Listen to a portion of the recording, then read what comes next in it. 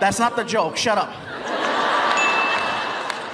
See, I can't even tell you guys the story already. I wasn't thinking. I bought the car because it was affordable, economical, brand new freaking Beetle for like 17 grand. I was like, first new car. I go to show it off at my friend Martin's house. I thought it was nice. I pull up, Martin! He lives in the hood. I don't get out the car. Across the street, there are these gang members. The kind of gang members, they don't really get into, like shooting people and stuff like that. They just hang out on the porch and talk a lot of smack. And so I'm there in a Beetle, and across the street, I hear this, right? I'm like, Martin! And over here, I hear, Órale! Hey, what's up, guys? How's it going? How'd you get in there, is it?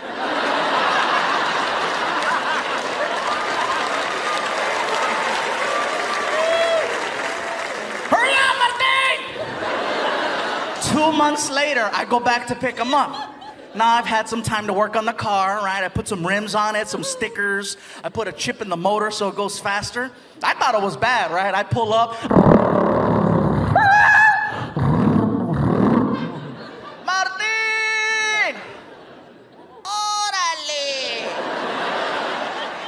I'm not turning around. Hey! Hey! I don't see you. Yoo-hoo! Hey! Oh! What? Check it out, hey! It's the Fat and the Furious!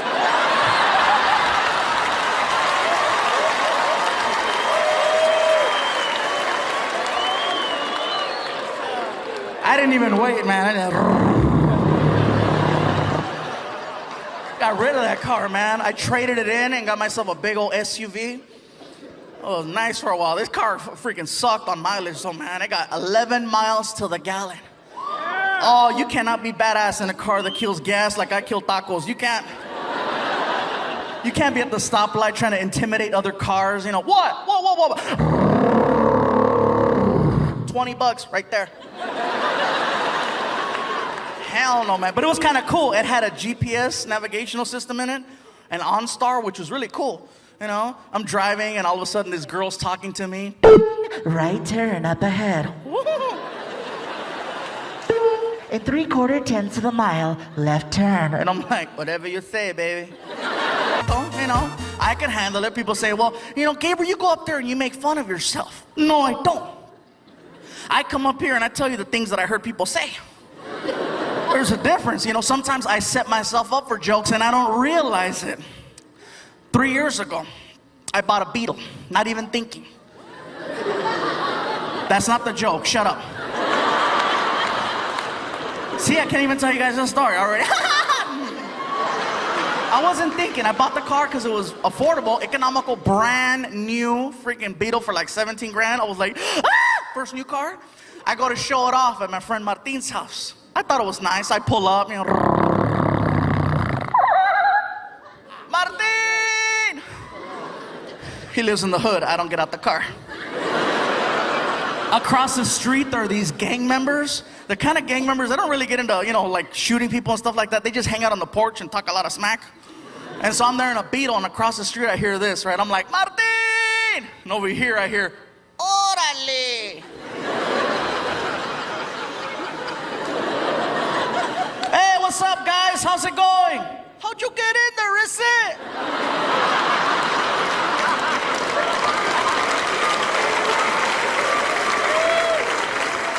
Hurry up, Martin! 2 months later, I go back to pick him up. Now I've had some time to work on the car, right? I put some rims on it, some stickers. I put a chip in the motor so it goes faster. I thought it was bad, right? I pull up.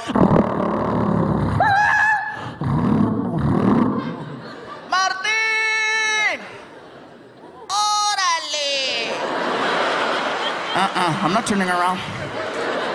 Hey! Hey! I don't see you. Yoo-hoo! Hey! Oh! What? Check it out, hey! It's the Fat and the Furious!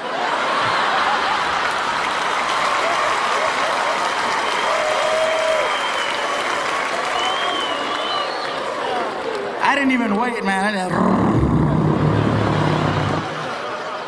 Got rid of that car, man. I traded it in and got myself a big old SUV. Oh, it was nice for a while. This car freaking sucked on mileage, so man, I got 11 miles to the gallon. Oh, you cannot be badass in a car that kills gas like I kill tacos. You can't. You can't be at the stoplight trying to intimidate other cars. You know, what? Whoa. $20 right there. Hell no, man. But it was kind of cool. It had a GPS navigational system in it, an OnStar, which was really cool. You know, I'm driving and all of a sudden this girl's talking to me. Right turn up ahead. In 3/4 tenths of a mile, left turn. And I'm like, I was celebrating the fact that I got away with that for so long. For so long. I snuck backstage at Chris Rock. I snuck backstage. Until karma showed up one day in the form of the most extreme fan I have ever had in 20 years of me being a comedian. I had someone who not only made it backstage, this person paid to get into my dressing room. Okay? Yeah, he didn't pay me, by the way. He didn't pay me. I'm an honest hoe. Okay? I made no money that day, all right? Yeah, if I would have gotten paid, you wouldn't be hearing this story. Here's the thing. I walk into my dressing room from the bathroom. I just finished showering up and I'm in a towel.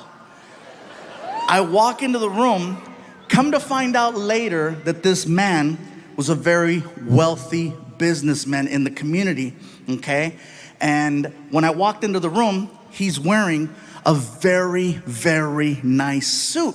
So when I saw the suit, I didn't give it a second thought because he looked professional. I thought maybe he was the general manager of the building, one of the concert promoters. He could have been someone's agent. So when I walked in the room, I'm like, Tao, can I help you? He looks at me, and it was the most uncomfortable conversation I have ever had.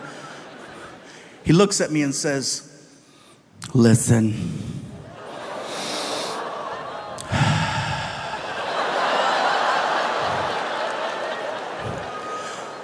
I am not here to waste any of your time. Fluffy, I am prepared to take care of you. I will give you a new Lexus and an allowance that's more than what you make as a comedian. Leave with me.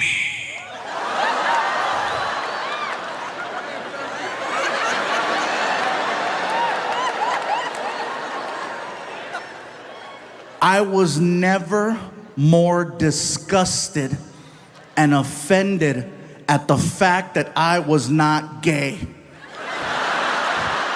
Because finally, somebody wants to take care of me. Do you know how many people I take care of? No one's ever offered me a Lexus, and they should. I felt horrible saying no to this guy. I still think about it. I still have the number. Houston, I'm gonna tell you something, and I don't know how this is gonna go over, but I'm gonna say it. I would be an amazing gay partner. I would, all the way up until that one part, but even then. Have you ever driven a Lexus? Those are nice. Sometimes you gotta take one for your own team. I'm just saying.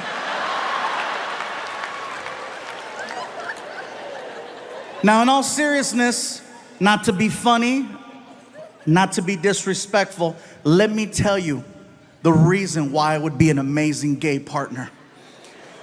The level of communication between two men is so high, I might actually get an answer. There might be clarity and understanding. I might hear a yes, I might hear a no. Do you know how many relationships I have been in where I still don't know the outcome to certain conversations? Very simple yes or no questions. That's what I would do. Something as simple as, baby, You hungry? Well, I haven't eaten yet, so I probably should eat something, but I'm not feeling it right now. But if I don't eat right now, you know how I'm gonna get later. So I guess it's probably a good idea if I start eating right now. But it really depends on the options. What do you think? Ah!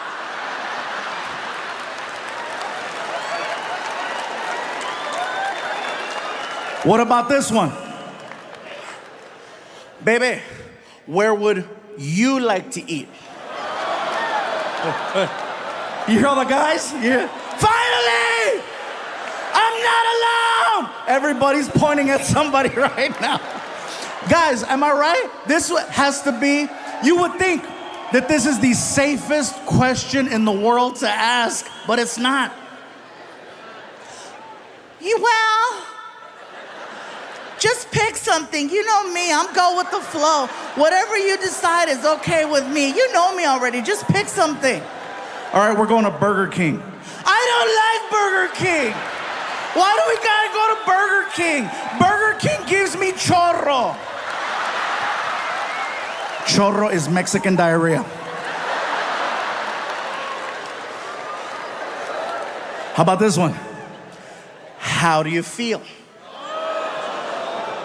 Really? Really? You want to know how I feel? Well, you know, maybe if you'd pay attention from time to time, you might know how I feel. You might not need to have to ask me such a question because you would already know exactly how I feel. The amount of time and energy I've exhausted to let you know how I feel, and you have the nerve to ask me, how do you feel?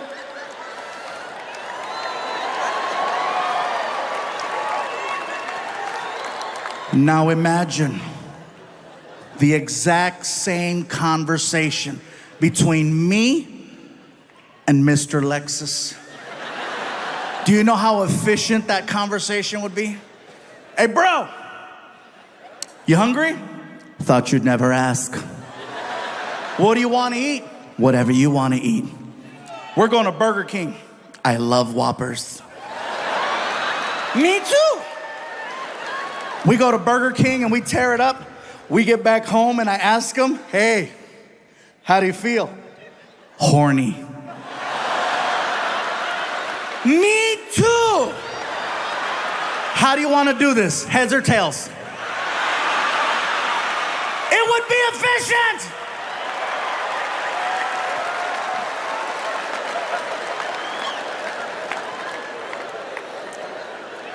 It's hypothetical. But believe me, I still think about it, you know? Especially whenever I get into fights with my girl and she says something like, oh, you think you can do better? Oh, I know I could have a Lexus.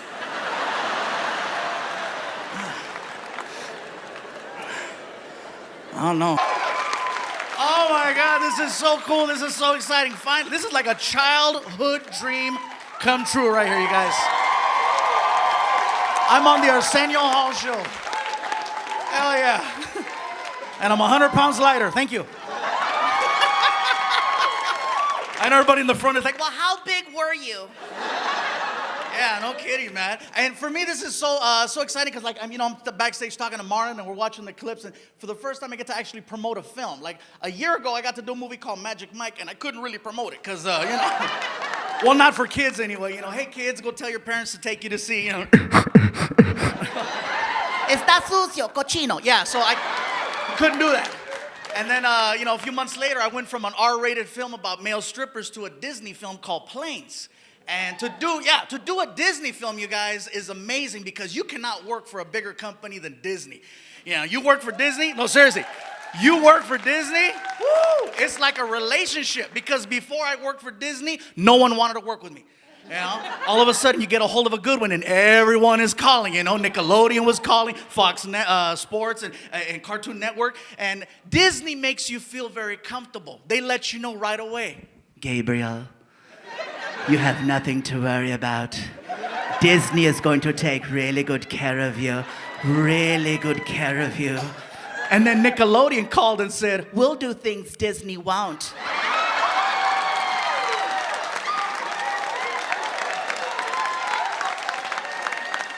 And I was like, well, hello, Nickelodeon. So there I go, cheating on Disney. I go to Nickelodeon Studios in Burbank because they want to pitch me a cartoon. And to get a show pitched to you is very different than auditioning. I walk in and the director comes out and she was really cool. She's like, let me just cut to the chase. This is a special cartoon here at Nickelodeon. It's about a little toy car. This toy car has a bunch of other little friends that are also toy cars. Each toy car has its own individual personality. There's the happy car, there's sad car, there's crazy car. And one of these toy cars, we need to be a little different. And in Hollywood, when they say different, they mean Mexican. That's what they mean. They'll never tell you that because it's a little politically incorrect. You know, we want you to play it. No. So what they do is they give you a series of suggestive words to let you know the type of direction they want you to take a certain character. So they walk me into a sound room. They close the door. They put me in front of a podium with a microphone and a script. And they give me the headphones. I put them on. And then the director goes behind the glass. And she starts to talk to me through a PA system. And she's like, Okay, listen, Gabriel. If you could just read the top line, we're going to figure this character out, and then we're going to take it from there, okay? Whenever you're ready. So the line that I'm supposed to read is, hey, guys, I can't believe we're all here. So I'm like, I got this. Here we go. This is Gabriel Iglesias. Take one. Hey, guys, I can't believe that we're all here. Okay, listen, that's really good. Really, really good. If you could just do me a favor and give me a little spice. That would be super. As soon as I heard her say spice, I'm like, oh my God, they want me to play it like a gardener. Now I realize I messed up. So I'm like, oh, here we go. Fine. This is Gabriel Iglesias, take two. Hey guys, I cannot believe that we are all here. Okay, listen, you sound really unenthusiastic. If you could do me a favor and give me more energy and double the spice. I'm talking muy caliente, okay? Whenever you're ready. This is Gabriel Iglesias, take three. Hey guys, I cannot believe that we are all here. Okay, listen, we know you do sound effects in your show. Can you give us a sound effect for a toy car? I'm like, toy car, I got this, no problem. Here we go. Can you put spice on that? They want me to put an accent on a sound effect. I'm frustrated. I don't know what to do. I'm like, I don't know. Varum.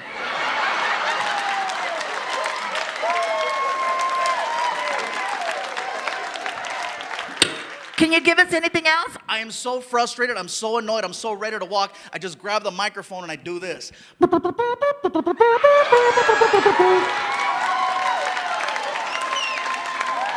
Just as I'm about to take off my headphones, she looks at me and she says, Perfect.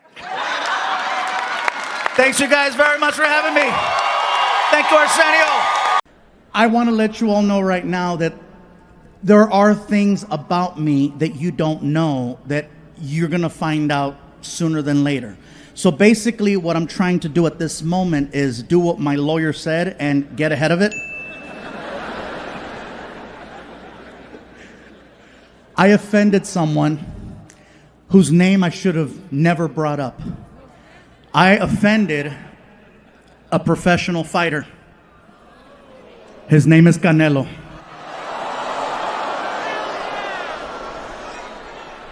I know, go big or go home. If you are not familiar with who Canelo is, give me a few seconds to explain. Canelo is arguably one of the best fighters in the world. Okay? You cannot miss him. He is in fact Mexican, but he does not look traditional.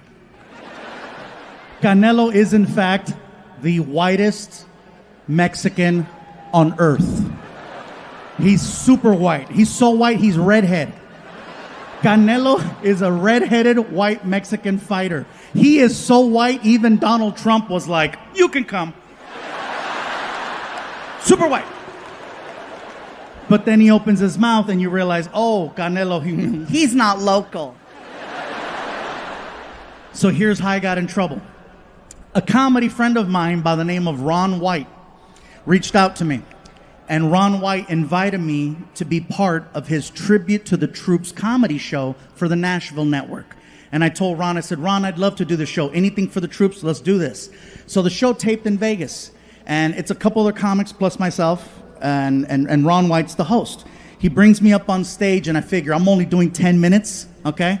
I might as well just do references to Las Vegas since everybody knows Vegas. So I started talking about boxing. And then I brought up Canelo. And here's where I got in trouble. I said, Canelo is my favorite fighter of all time.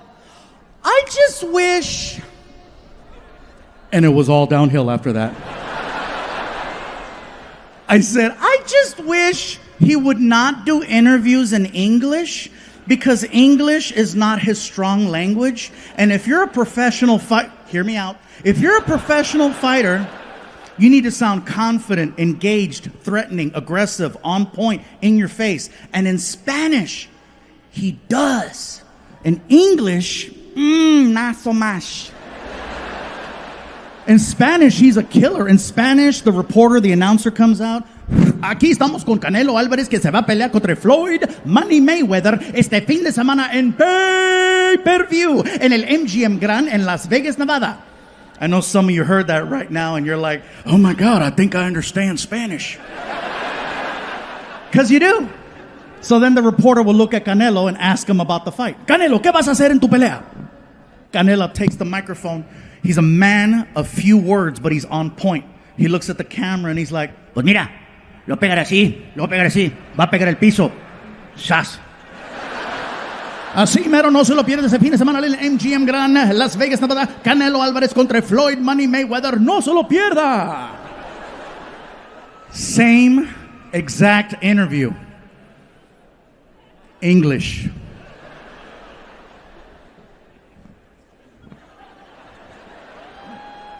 I'm standing here alongside Mexican superstar Saul Canelo Alvarez, who's going to be facing Floyd Money Mayweather this weekend on pay-per-view. Canelo, what is your strategy and your plan of attack going into this weekend's fight against such a technical opponent, if you will? A man who has single-handedly redefined the sport of boxing. What is your plan of attack going into the fight?